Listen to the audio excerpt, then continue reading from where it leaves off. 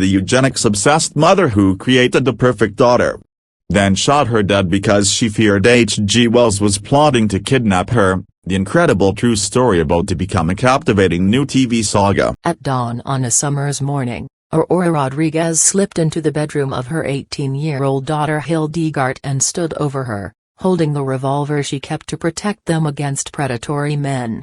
Slowly and with careful precision, she shot the sleeping girl 3 times in the head and once in the heart. Then she left the house and walked to the nearby home of a lawyer, waking him to confess to the murder. Killing her child was the last desperate resort of a loving mother, she said, and claimed that it was the only means to prevent Hildegart from being kidnapped by the novelist H.G. Wells, who she was convinced was working for the British Secret Services. Having given birth to the girl, who was conceived via a sperm donor with the eugenic aim of creating a superhuman model woman of the future, Aurora believed she had the right to take the life she had so meticulously crafted. Her daughter had, indeed, been a child prodigy, who, as a teenager, authored 2 books, carving out an international reputation as a campaigner for women's rights and sexual freedom. But this wasn't enough for her mother, who resembled a Dr. Frankenstein figure at her trial, disappointed at having not created the perfect child. This tragic story, involving the chilling theory of eugenics that was fashionable among early 20th century writers and thinkers that good breeding could eradicate undesirable characteristics, is barely known in Britain. However, it has been legendary for 90 years in Spain, where Hildegart is known as the Red Virgin. Now, a much wider audience will be introduced to her life as she is to be the subject of an Amazon TV drama starring Najwa Imri and Alba Planas. Aurora Rodriguez was born in 1879, the daughter of a prominent liberal politician and Freemason in Madrid. When aged 16, her older sister gave birth to a son, Pepito, who soon displayed a gift for music. At her father's urging, Aurora took over the child's education, drilling him at piano practice for hours every day. This went on for 3 years, until her sister claimed her little boy back. Aurora was furious, accusing her family of intending to exploit the boy's genius. Deprived of this human project, she decided to embark on one of her own. She had no intention of getting married, the thought of sex repulsed her. As a feminist and socialist, she also regarded sex as a trick to enslave women and reduce them to the level of breeding stock. But by the time she was 30, she decided she was willing to endure intercourse for as long as it took to become pregnant. She needed a partner who met her criteria of education and social class, who would agree to a physical relationship without any emotional attachment and who could be trusted never to claim paternity rights as the biological father. Eventually, she chose a military priest, Albert Pallas Montseny. As soon as she was certain she was expecting a child, she broke off all contact with Pallas. For 9 months she adopted a strict regime supposed to ensure the health of the fetus, bathing twice a day and waking every hour through the night to commit to a pseudo-scientific ritual of changing position. On December 9, 1914, Aurora gave birth to a daughter and named her Hildegart. She claimed the name meant Garden of Wisdom and commenced the baby's schooling. Her goal, she later declared, was to mold the most perfect woman who was the measure of humanity and the final redeemer. Hildegart once explained to the English sexologist Havelock Ellis, "I was a eugenic child."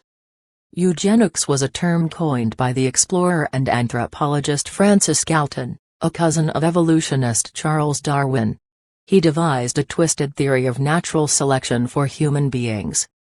Ranking people by class and race, Galton taught that the so-called lower orders must be subjected to rigorous selection. The few best specimens of that race can alone be allowed to become parents, and not many of their descendants can be allowed to live. If a higher race be substituted for the low one, all this terrible misery disappears. His views were adopted not only by the Nazis, but by many of the suffragettes who were eager to see birth control and abortion made legal and easily available. Marie Stopes, now regarded as the pioneer of family planning, was an enthusiastic eugenicist. interracial marriage should be outlawed, she believed, calling for the hopelessly rotten and racially diseased to be sterilized. Her views are now regarded as so repugnant that in 2020 the charity Marie Stopes International hid her name behind an acronym, becoming MSI Reproductive Choices. By the time Hildegart was 11 months old, she knew her alphabet and could pick out letters on wooden blocks.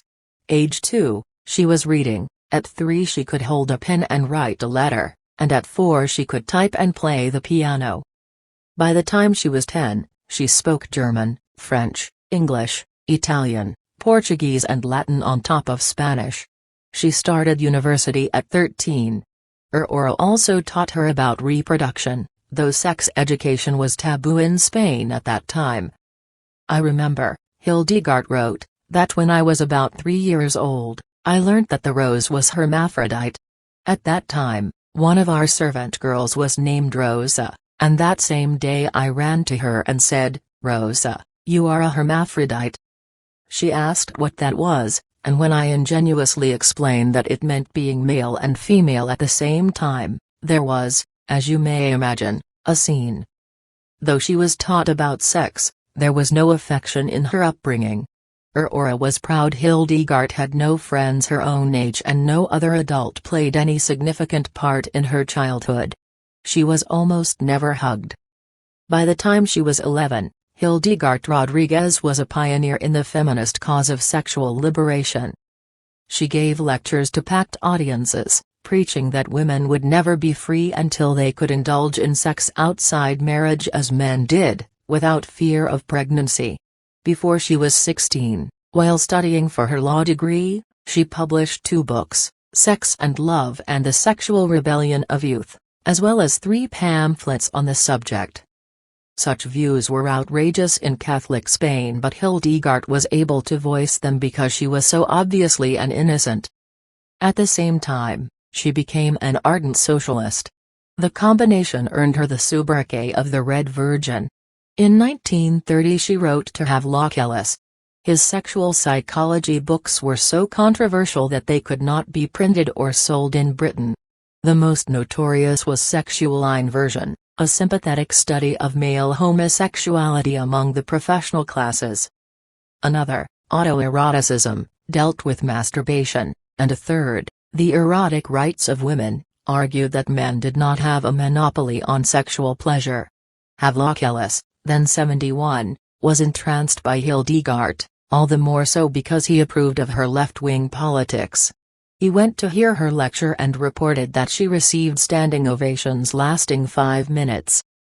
She also approached America's leading advocate for birth control, Dorothy Sanger, asking for help obtaining teaching materials and contraceptives. "My mother has read your book, My Fight for Birth Control, many times," she wrote, "and bids me send you her most affectionate regards." Aurora kept close control over her precocious daughter, joining her on stage and insisting that they both dressed head to toe in black as a discouragement to lecherous males. But she couldn't promote Hildegart as a public icon and keep her secluded from would-be suitors. One was Catalan lawyer Antonio Villena. Another was the socialist writer Abel Valilla, whose attentions worried Aurora so much she ordered him to keep his distance. By 1932, when Hildegart was 17, Spain had deposed its king and become a republic. A fascist opposition was building, with the nationalist General Francisco Franco gaining influence.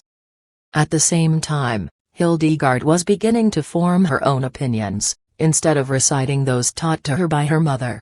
She expressed doubts about communism, writing a pamphlet titled Was Marx Wrong?, which drew death threats from left-wing extremists. The final crisis came when Havelock Ellis introduced Hildegart to novelist H. G. Wells, whose prophetic writing, including The War of the Worlds, exhorted mankind to mend its ways. The pair exchanged letters and the then 66-year-old ardent socialist invited the teenager to travel to England to work with him. But as a shameless womanizer, it is unlikely that his interest in her was wholly political. Hildegart refused, but her mother was convinced the 2 Englishmen would prize her daughter away. She suspected them of being British secret agents, a ludicrous charge, but one no more mad than many of Aurora's other ideas. In May 1933, she confined Hildegart to the house, even disconnecting the phone. She was also reeling from the discovery that, far from being the genetically pure father she believed, Pallas was an incestuous rapist who had sexually assaulted his own niece. By the deranged logic of eugenics, Aurora had not created the perfect girl but a monster that had to die. At her trial, Aurora tried to justify the murder, saying, "The sculptor, after discovering the most minimal imperfection in his work, destroys it." Havelock Ellis was appalled by the killing. He called her Saint Hildegart and a miracle. "Hildegart's murder was like an earthquake," said Julian Vadillo, professor of contemporary history at Carlos III University of Madrid. Her death meant the end of one of Spanish feminism's greatest hopes. Aurora was jailed for 26 years. At first, she tried to continue her socialist mission, campaigning to form a trade union for prisoners. But her delusions consumed her. During the Spanish Civil War in the late 1930s she was diagnosed with schizophrenia and transferred to the Quim mental hospital in Madrid, run by nuns. In 1948, aged 69, she wrote to the Mother Superior, asking for parole. "I have been here 15 years. I am old and receive hardly any visitors." Clemency was denied and, 7 years later, she died from cancer.